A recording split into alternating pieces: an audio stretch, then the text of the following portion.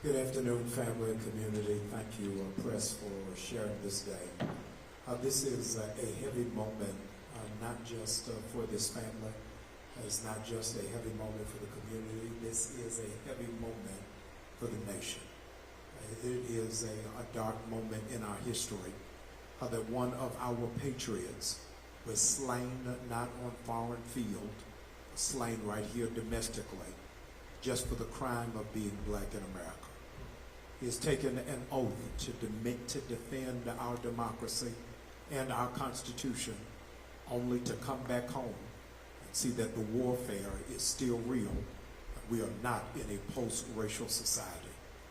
While so much of the press today is outside of the New York courthouse, today we are in the throes of a church, calling not for warfare, calling for justice, calling for peace, calling for understanding.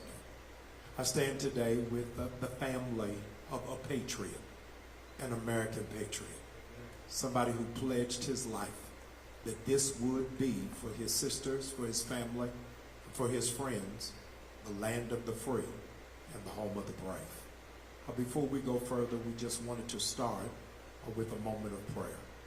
Dr. Jamal Harrison Bryan, I'm the pastor here at New Birth Missionary Baptist Church, Stonecrest, Georgia. And today we go to God in prayer. Good and gracious God, we come to you today weeping. We come to you today because we're troubled. We come to you today because we trust you even when we don't understand. We pray right now that every available angel will now descend on this family and give them comfort in this season of trauma. I pray, dear Lord, that your presence will abide, that justice will be found, that mercy will be meted out, and that peace will exceed our understanding. We pray just as your son did in the Garden of Gethsemane, not our will, but your will be done. In Jesus' name, another soldier who was killed innocently so that others might have life. Amen. Amen. I want to yield now to our lead attorney who is a champion for justice. I come really with the sobering reality that this is our class reunion. Attorney Crump and I first joined together over the case of Trayvon Martin. And we have crisscrossed around the country, and now it's come right to our front steps. The family has absolute confidence in Attorney Crump, in his conviction and his passion, really his commitment of making sure that those who are left unseen will be seen. We welcome now Attorney Crump. Thank you so much, Dr. Bryant, for opening up your cathedral, not only for this press conference, but for the homegoing services for Roger Folsom, a homegoing celebration for an American patriot, which will take place tomorrow here at New Birth at 11 a.m. Eastern Standard Time. Thank you also, not only for your prayers, but your leadership for social justice. A lot of times when others who have bear the cloth would not take a stand, you took a stand for God's children, all of God's children. So thank you for that. This is emotional. I'm Attorney Ben Crump, along with Attorney Natalie Jackson and Attorney Brian Barr of Levin Papatone Law Firm. We have the honor of representing the family of Roger Folsom. Present with us today is his mother, Mika Folsom, his father, Roger Wilburn, his little sister, Harmony, his little brother, Andre, his sister from Los Angeles, his sisters from Los Angeles, Raven and Tiffany, his uncle from Los Angeles, Maurice Washington, and a host of cousins and loved ones who are standing strong with his family, trying to keep especially his mother upright, doing something that is so unbelievable to her and his father. And you're going to hear from them in just a minute. And you hear from his sisters as well. And it's going to be emotional. All right. This is not just a hashtag. Roger was real. He was the hope for so many of them. And that's why this is so emotional. But what we're going to do is talk about some important updates for the case.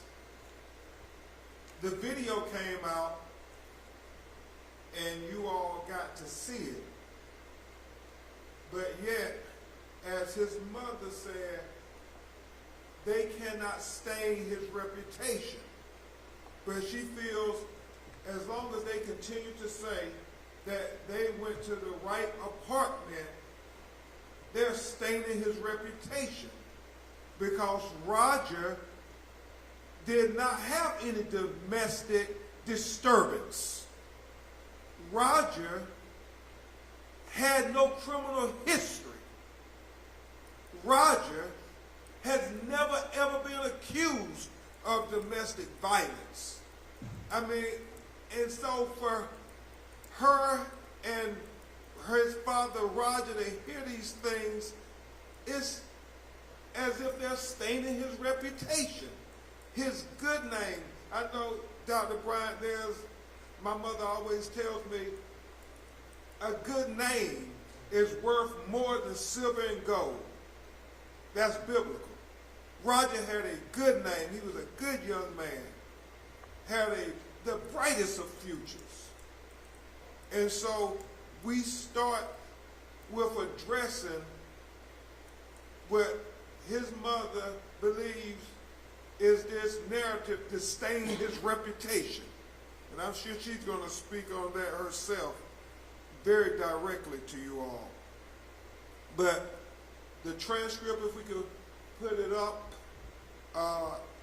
because you saw the video, but it's important that you see the words. And we have them, Dr. Bryant has them on all of the facilities, and we're going to hand them out to you. But the parts that are germane, it starts, the body cam time stamp is now visible on the video, and it starts at 16 hours, 28 minutes, 45 seconds when they have the interaction with the woman who we believe is with the leasing office of the apartment. The deputy walks outside to meet the woman in the parking lot. The deputy says, "Are they fighting or something?" The woman says, she was saying that it happens frequently. The deputy says, okay. The woman says, but this time it sounded like it was getting out of hand. The deputy at 16:29.09 seconds says, okay, which door? I pause there for emphasis because her response is, I'm not sure. She continues on. 2 weeks ago, I was walking by their apartment, basically on this side, and I was hearing someone yell, like, shut the F up, and you stupid B word, and all this other stuff. And I heard a slap, like right after that. But I wasn't sure, second time, where it came from. The deputy says, okay, and the woman says, and I didn't want to call the police. The deputy then says, which room is it? And now this third time, she says, 1401. The deputy says 1401, okay. The woman again affirms 1401. But the girl sounded scared. The one that called, she said she was like, it's getting out of hand. It sounds like it's getting really out of hand. And so that obviously points out a lot about how they got to 1401. And so he got on the elevator. The deputy said, so just hit number 4, huh? And the woman says, yeah. The deputy says, okay. He asked, will you do me a favor? Will you stand out there and direct the deputy that's coming through this area? Woman says, okay, it's like you're going to go up to the 4th and it's going to be on this side. Deputy says, got you. Deputy says, got you. Then the deputy says, 312-111. Deputy radio call again, 312-111. The deputy goes to door E1401. It's important. They say this is domestic disturbance going on, but watch the body cam video and more importantly, listen to the body cam video. You can hear birds chirping. Deputy knocks loudly and then steps to the side out of the view of the peephole. If it's the police knocking and you want the person inside to know you're the police at the door, why are you stepping out from in front of the peephole so they can see who it is? The deputy knocks loudly and steps to the side out of the view of the peephole. 16:31 and 18 seconds. You hear Roger's dog, Chloe, bark. 16:31:41. You hear a voice. Unsure who's the voice or what it says, but you hear a voice. And then the deputy knocks again and steps to the side again in the video. Then the deputy knocks and says, sheriff's office, open the door. Deputy knocks again, steps back into the side again. Don't really understand what's going on. But he said, knocks again, says, sheriff's office, open the door. 16:32 at 01 seconds, Roger begins to open the door. The deputy at 16:32.02 seconds says, step back. You watch the video, you see Roger is complying. He's stepping back. And then the deputy executes him.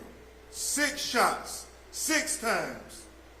And it's only after he is shot that he gives a verbal command of drop the gun, drop the gun.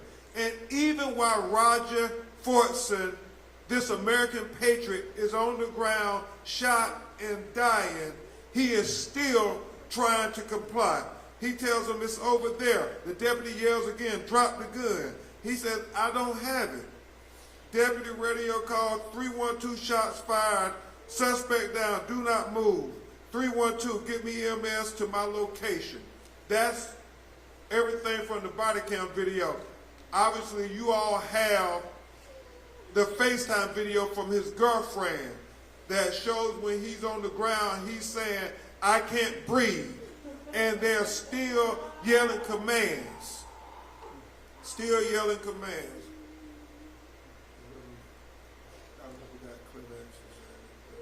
If somebody got Kleenexes. And we knew this was going to be emotional, but talking with his family, they want the record to be straight. They want the record to be straight. And so this next part is the new evidence that we're presenting to further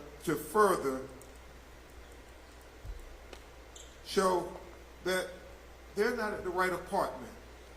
They're not at the right apartment.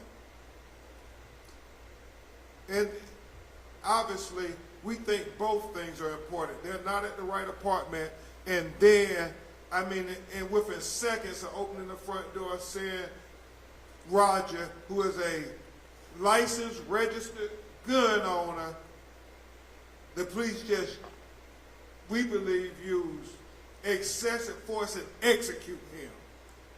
6 shots, bam, bam, bam, bam, bam, bam, and he has to pull the trigger those many times.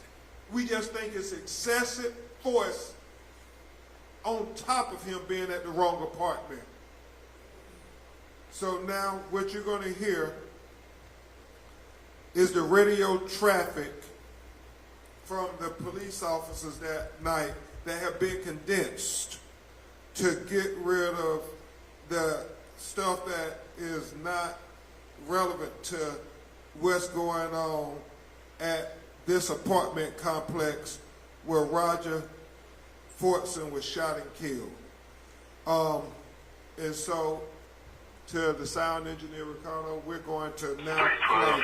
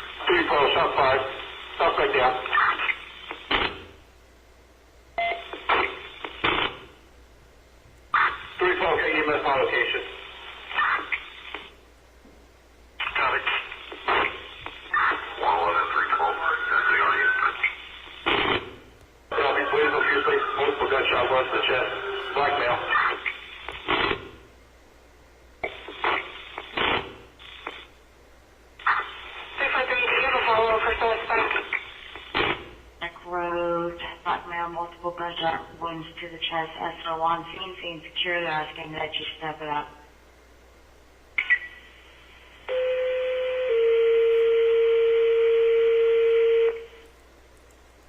Engine 1, Engine 3, Chief notification, shooting 319 Racetrack Road Northwest. Black male with multiple gunshot wounds to the chest. SO's advising to step it up. I'm responding. Echo 1401.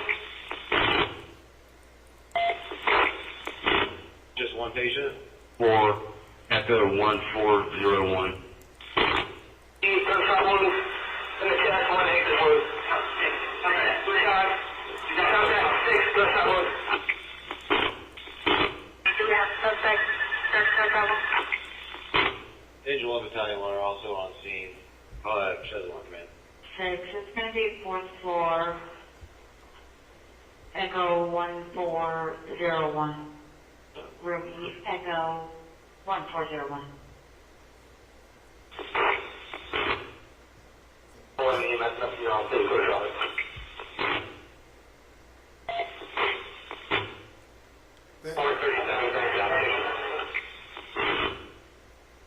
Thank you, Ricardo. I think that's the end. Can we go back to 53 seconds and to the media? We will provide you all with the radio traffic condensed, but the part that we feel is the crux of the matter here for these purposes, and we have it blown up thanks to Dr. Bryant's audio visual. Play the 53 seconds from 97. Don't have any further than a male and female. It's all 4-party information to the front desk at the leasing office. Thank you. And the reason that's very important, Eric, and why we had it blown up, is because it reiterates that it is not the right apartment where Roger Fortson is at. dispatch officer says, don't have any further other than a male and female. It's all fourth party information from the front desk at the leasing office. That's important for two reasons. Number one, the police already know before they get there, they've been told that where the disturbance is at, there's a male and a female. And that they are getting that information from the front desk at the leasing office.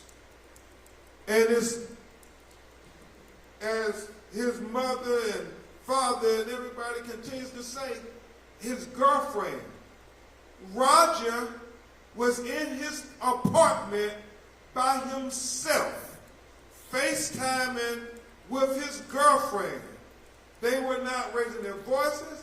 He was making plans for their visit for the weekend. The only people in that apartment, only person in that apartment was him, and he had his dog Chloe, who was present there. Eric, can we show Chloe, because Dr. Bryant, we have gotten so many inquiries about his dog Chloe.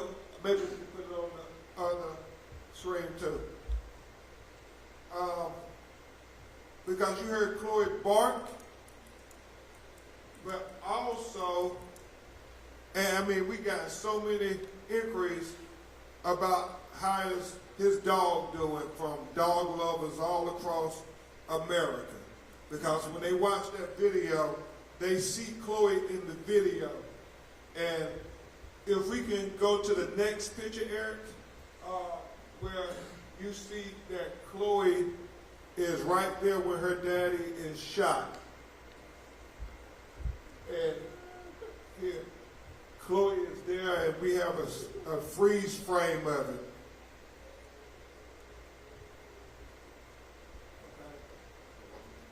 And if we could put it on the others, Eric, if that's possible.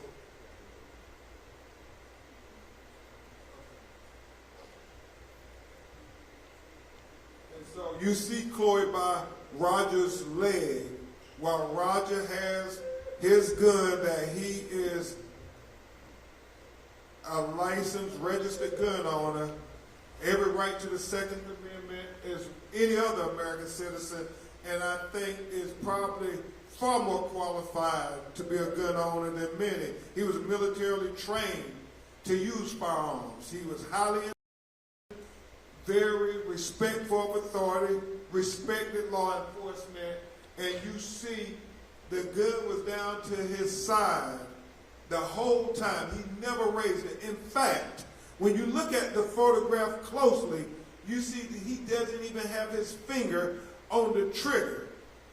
And when you look at the video, you see Roger step back and put his left hand up, trying to diffuse the situation. And yet, even though he's complying and stepping back, doing what the officer verbally commanded him to do. He says, step back. You see Roger stepping back. He shoots him anyway. And Chloe, his dog, is right there by his side when he is shot, and she watches her daddy shot land on that ground. And so I know his family is thankful to everybody who's not only reaching out for their care and their concern, but also asking about his dog who he cherished. He loved his dog, Chloe. You'll hear his sisters talk about that a little bit. But we thought it was very important to make sure that we get the information out, because oftentimes, Dr. Bryan, we've seen it far too many times when they kill people, especially black people, unjustifiably. They have the investigation go on for months, years, without anything, where everybody forgets about him and he's swept under the rug. Well, we're not going to let them sweep Roger Folsom under the rug. And people say, oh, it's a rush to judgment. Well, what we see in our community, if we don't stand up and start fighting and saying justice for Roger and making the case, then there will be no judgment. And that's why we have to go through painstaking efforts with all these emotions from these mothers and fathers and these siblings, because they know all too well in America, if they don't come up here, even while they're grieving, and fight for justice, they won't have any chance at getting justice. We know that from Freddie Gray, Michael Brown, Trayvon Martin, Tamir Rice, Terrence Crutcher, Eric Gardner, Breonna Taylor. The list goes on and on. We have to call them to account, because if we don't do it, they won't do anything. And so people who criticize us talking about we're doing a rush to judgment, not doing anything, how has that worked out for black people in America? So that's why we're here, demanding justice for Roger Folsom. And at this time,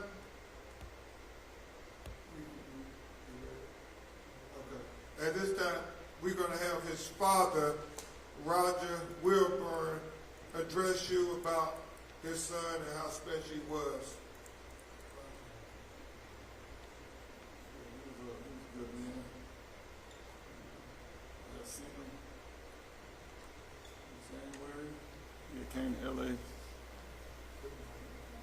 He had came to L.A. to see his sister. And I had went and met him and talked up with him. And we had a good conversation. And I would let him know that I was going to do better. And that we just having a good conversation, just saying we were going to spend more time with each other.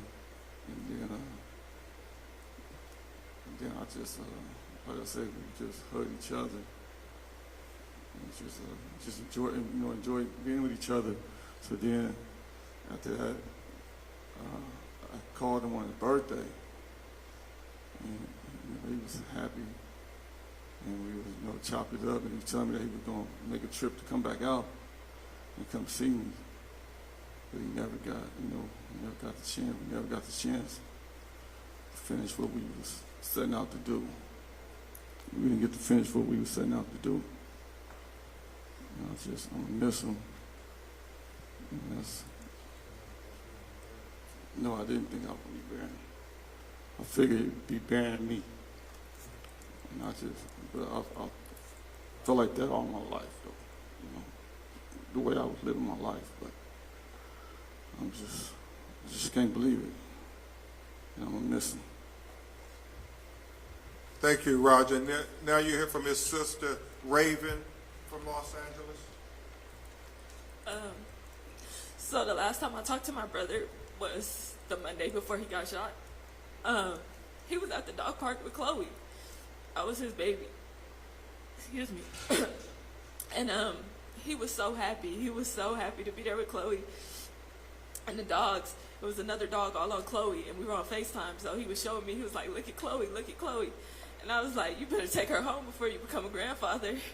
And he was like, I'm gonna take her home right now, sis. I'm gonna call you back. I promise I'm gonna talk to you.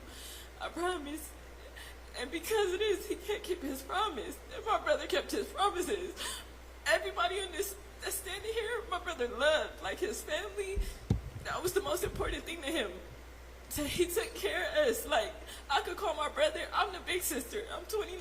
I could call my little brother and tell him anything. He would say, "Don't worry about it. Don't worry about it. It's gonna be okay." And like, I just feel like we gotta get justice for him, because he would make sure we was okay. We gotta make sure he okay.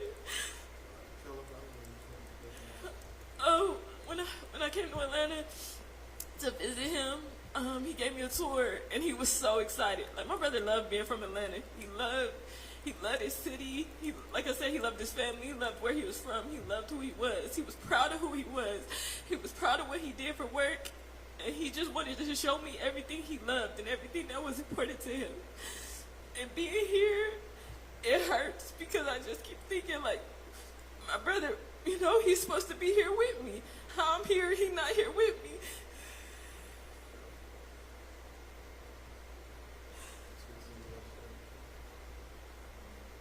His uncle Maurice. Yeah, it's one thing, and hey, I'm just like the rest of the family. He was just with me a couple of months ago. Him and his girlfriend, telling her how beautiful she was at the bowling alley and chopping it up with his sisters. And she, man, terrible thing is I get a call from my daughter talking about is he passed, shot just last week. And that is devastating to me, especially how he got shot. And I know him. He's a real sharp dude. He never was into anything but getting good education and talking about being somebody, and he got robbed. And that's just devastating. It's terrible, terrible. For everybody, his mother, my brother, it's tearing them up. And I know we have to get justice for him. Justice for Roger. And this is 2024. Really, these incidents shouldn't even be happening, but they still are for people like us.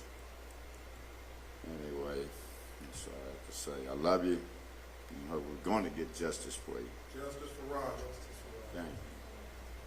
Thank you so much, Uncle Maurice. Before we hear from his mother and his little sister, finally, we're going to hear from Attorney Jackson, who has a statement from his congressional representative in the United States Congress, Nakima Williams. We just got this in, and this is to the family from Congresswoman Nakima Williams. Our hearts are heavy as we mourn the tragic killing of a native son of Atlanta, Senior Airman Roger Fortson, another black man failed by this country and taken far too soon. As a mama of a black son and a member of Congress, I'm deeply troubled by the continued disregard for black life. Black men are rarely given the benefit of the doubt, and far too often the results are tragic. Senior Airman Roger Fortson should be with us today, serving his country with honor, being a role model for his sister Harmony and his brother Andre.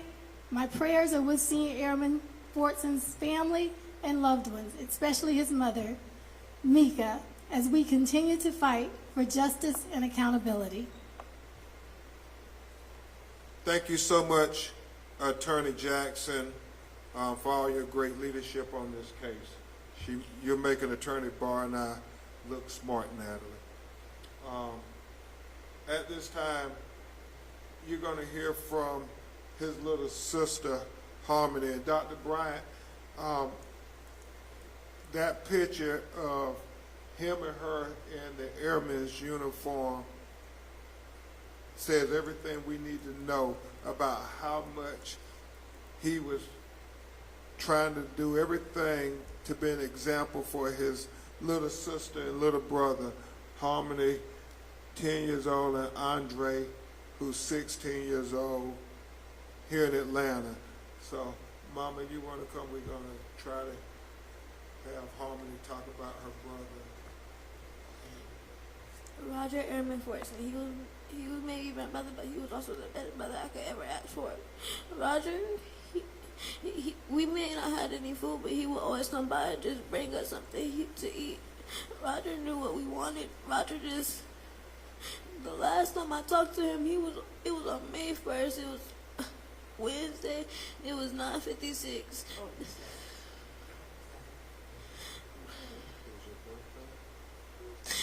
It was on my birthday. I didn't even get to tell him I love him. All I got to say was I'll see him later. Now, I mean, I won't even get to see him later. I can't even. I just miss my brother. No, the first theme camp I ever went to was with him. The first actual theme park I ever went to was with Roger, and it only happened because of him. All the times that I've spent with him, some of them I can't even remember because I was so young. now, as I'm 10 years old, I don't even. It's just hard to speak when I just can't think about how he's not here with me right now, and he should be right beside us, and we should be somewhere having fun, not somewhere having grief because of somebody who made wrong decisions and took my brother away from me. Now, Harmony, we give you a round of applause. You spoke so good for your brother. And Dr. Bryant, I know his family started a GoFundMe because he was all about trying to help Harmony and Andre have a better chance at the American dream. And so I know not only his new birth family, but people all over the country are going to help make his dream come true. And his dream, Harmony, was for you all to have a better opportunity, Andre, at the American dream. And we won't let his dream go unfulfilled. We won't let it go. And his niece, what's your name? Lauren? Roger Emerald Forsey, he wasn't just my uncle, he was the best uncle. He will always make someone happy. He will never have a bad day in front of somebody. If he had a bad day, he would make it right. Everybody loved him. It was no hate to him until now. The last time I saw him was on his birthday, and I didn't even get to say I love him. And it's sad to see the last time I saw him is tomorrow, to ever see his face again. The last time I saw him, he was happy. And now, to end like this. Thank you, Lauren. Y'all give Lauren a round of applause, too. These young people are so courageous and articulate. Thank you all so much, Harmony and Lauren. Roger's still with you all.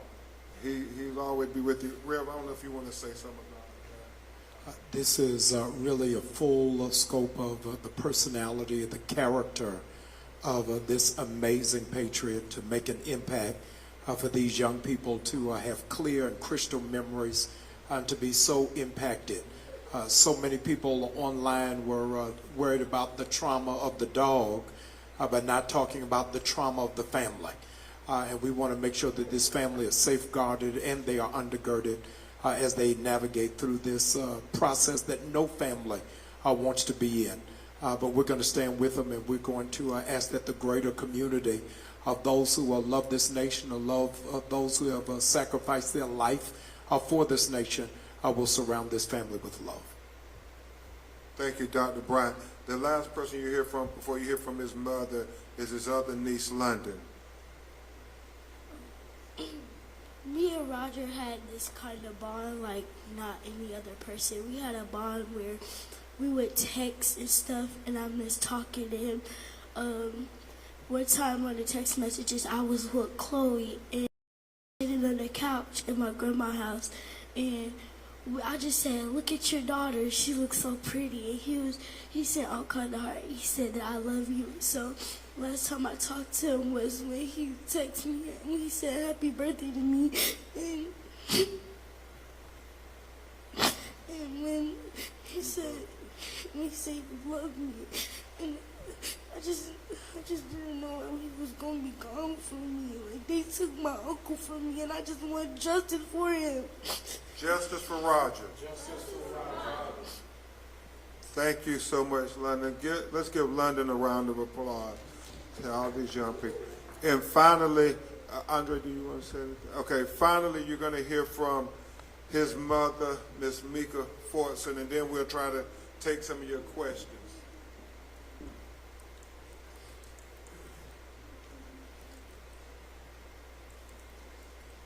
First of all, I didn't even know that my baby and my grandkids had all of that in them, because she 10, she's 11. They're supposed to be playing with teacups, playing patty cake. They're talking about grieving. When I was her age, they would tell me they going to heaven. I lost my mom at their age. Only thing I was told, she's going to heaven. And my kids have to stand up here and explain themselves. They always say you don't have a strong black man in the family. Do you see us? Amen. We're black women. We had a strong black man. Now we have 2 strong black men up here with us. Yes. He had his dad's namesake. And you're not going to, he didn't stain his dad's name. You're not going to stain his dad's name. Amen. That name was too important to him. It was too important. I never looked at the video. But they can tell you, I told them how he was looking. I told them how he sounded. Because we didn't have money. And you heard her right. When we didn't have food, we got food delivered to us from Kuwait, Qatar. We didn't have to go, we didn't have to eat what was there anymore. We ate what we wanted. We did what we wanted. This a big family. We went to Disney World Universal Studios during the weekday. How is that fair? I got 5 kids. Roger is number 3. 3 and 4 would never be the same number. That's number 4. So he's not going to tell me he went to the right place. Sheriff Eden looked me in my face and told me if he sees anything wrong, that he put it on his mama, that he would apologize. Well, put it on your mama, because I'm standing right here from what I heard and from how your people dissected. Police down in Florida sent me all kind of comments. They sent me so many I couldn't even take it, just knowing that your own people that's wearing the same suit that you're wearing saying that you murdered him, you assassinated him. He didn't deserve that. No. I don't even remember Roger killing a spider. He'll grab it by the leg and just throw it out. And you killed a human. You killed mankind. He said, went to Kuwait. Oh, Qatar. The places that he went, we're not even accepted. But they accepted him. To come back here and kill the gift that God gave to me, God has never been an India giver. Never. So you're going to give me justice whether you want to, Chef Eden, or not. If you're a man of your word, all those tears you looked in my face and cried, get back on the podium. Because no sooner than you told me that lie, you did a press conference to cover up your people. You asked to come to his memorial. Yeah, you can come when you do your press conference and say you're going to give Roger justice. You're going to say that you promised his mama justice. That's when you can come. Yeah, you thought he was a poor black boy. But what you didn't know, he had a mama that's a poor black single mama. And I'll walk through the fire for justice for mine. You're not going to get any more tears. The tears was for my grandkids and for my daughter, for his sister. Because guess what? He was proud of his sister. Everybody in Atlanta knew who Raven Wilburn was. And the fact that you took that from her, no, we're not going to allow that. We're not going to allow that. I've talked to colonels, generals, me, little old me, about how good of a child he was. How I raised him right. There's nobody better than him. Roger was light. There would not be a stain on his name. He would not be put to rest in darkness because he was light. Fix his reputation, tell the truth, and give my child justice. Give him justice. Justice for Roger. Justice for Roger. Thank you so much, Mika. She's a proud member of New Birth. At this time, we'll take your questions if you have any. Yes, ma'am. To know is if you all have had any kind of response from the police department or the military. Yeah. And also, too, could you clarify Did all those shots come from one deputy, or were there others? All the shots came from one deputy. He shot him point blank range 6 times. I'll let his mother speak to how involved that the military has been to one of their family members. It has been quite extraordinary. The shots came from one person, but when you listen to the video, the lady that came in behind him, she should be held accountable too, because she had enough time to call the ambulance and get him some help. The military, the United States, I put it like that because I've had Congress, I've had colonels, generals. The United States Air Force, if it wasn't for them, I probably wouldn't even be standing up here. I wouldn't, when I say I'm not going to point him out, he has walked through the cemetery with me. He has cried with me. I picked my baby up in a casket when everybody was picking theirs up from a college. You know the military can't break code. I watched them babies with tears rolling down their eyes. I get calls 2 o'clock in the morning. How they know I need them calls? Some of them have not lost a child, but they knew that I needed a call. The military done something? No, the military is present. Let's be clear. They're present. Not done. They are present. They're walking with me. They're talking with me. Everybody that you see here are present with me. This is hard. This is hard, especially when you don't know the big words or the right words to say. This is hard. You're saying everything right, Mika, from your heart. You can never go wrong. Yes, ma'am. Attorney Crump, this is Audrey Washington with Channel 2. A couple of questions. Have you heard any latest on the sheriff, deputy involved? Particularly, we do know at last check that he's out on administrative leave. Have you heard anything more about his employment? Secondly, have you spoken to the district attorney's office about any possible charges in this case? We have not heard anything further about the sheriff's deputy who shot and killed Roger Fulton, other than he's out on administrative leave. And the only thing we've been informed by the district attorney is that they are investigating and waiting on the Florida Department of Law Enforcement investigation, which we don't know how long that's going to take. And that's why his mother is very right. We have to let people know that they were at the wrong apartment. Well, do you guys want charges in this case? They want justice. Anything that that officer who killed Roger Fulton family would want, they want it too. It has to be equal justice. We can't have two justice systems. Roger had every right to the Second Amendment. Every right. He was a law-abiding, God-fearing American citizen. He was a registered gun owner in the state of Florida that proudly promotes gun ownership. And stand your ground, everything. And so it is so troubling why this officer did not give him a verbal command of drop your weapon versus just shooting him 6 times point blank range. Ms. Forson says she believes her son was murdered. So She does. This is her mother. Absolutely, they want justice. They want justice. They want the full extent of justice. Thank you. Yes, sir.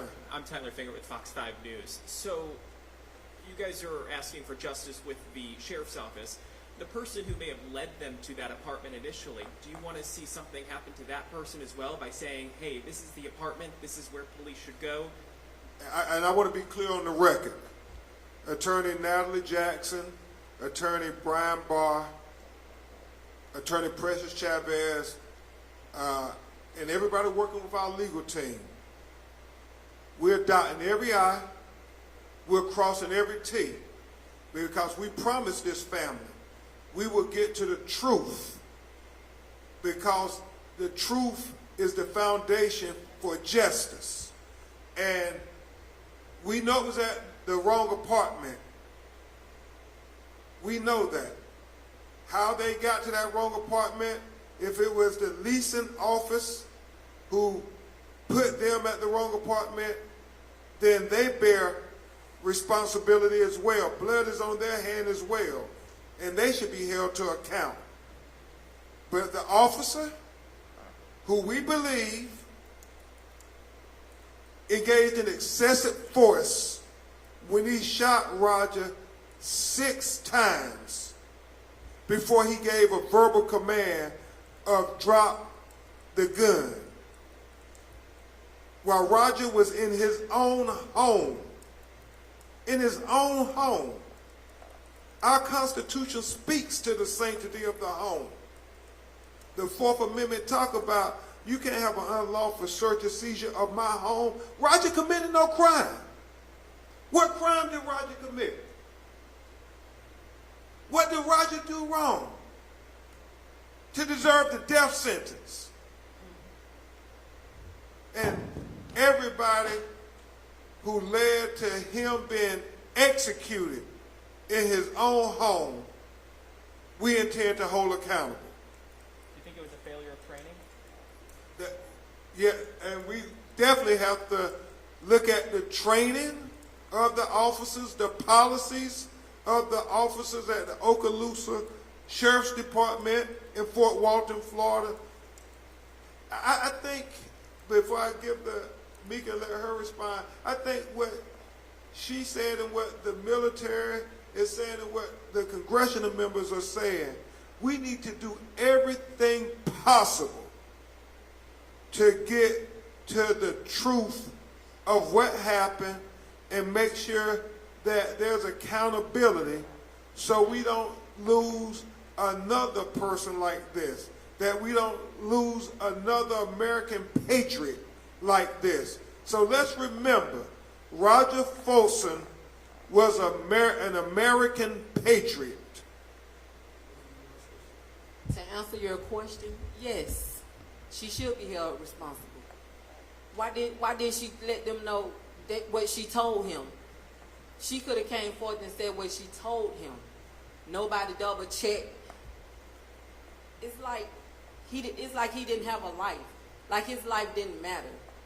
They thought he was going to be somebody that they was going to sweep under the rug. We were going to share the cup of tears and be scared. No. Those days are over with, especially for this family. So yes, I do.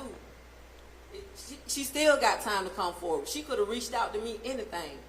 She hasn't did anything. And if, you know, it's the wrong apartment. If she was mistaken, she needs to say it. There were no 911 calls about Roger Folsom. No. Yes, sir. Last question. Jeff Martin with the Associated Press. Have you been able to obtain an incident report or any other materials in addition to the radio traffic you shared with us? And then I had one additional second part of my question was, is the apartment complex being cooperative with your investigation? At this time, FDLE is leading the investigation. We asked them for 911 tapes and everything.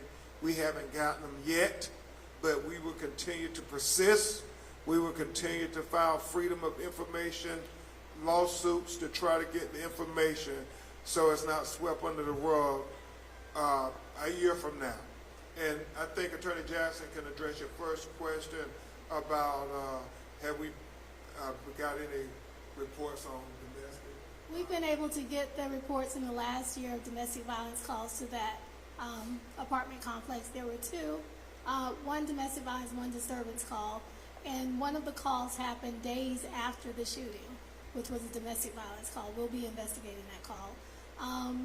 From the Sheriff's Department, we've been able to get radio transcripts, some of the radio chatter, which is the new evidence that was presented today. We've been able to get the records of the disputes, other records such as 911 call, which is what we believe we're entitled to, the initial call. We will be filing a public records lawsuit for that. We believe that it is a public record since it was not a part of the shooting. So, and I think the media also can get it if you're interested in getting it. So all the other records have been deemed a part of the investigation of the officer and whether or not this was a good shoot. Thank you. And so the 911 tapes should not be a cause of what led them to this fatal occurrence should not be an issue. We should know what they said on the 911 call, what they said on the call to come there, what the leasing officer said when they called to the police. And is there somebody on that floor who was having a domestic dispute? I think this is what is the crux of the matter here. The one thing we know is it was the wrong apartment because there was no female in Roger's apartment, period. There was no disturbance in Roger's apartment. And so we want the truth. We want justice for Roger Folsom.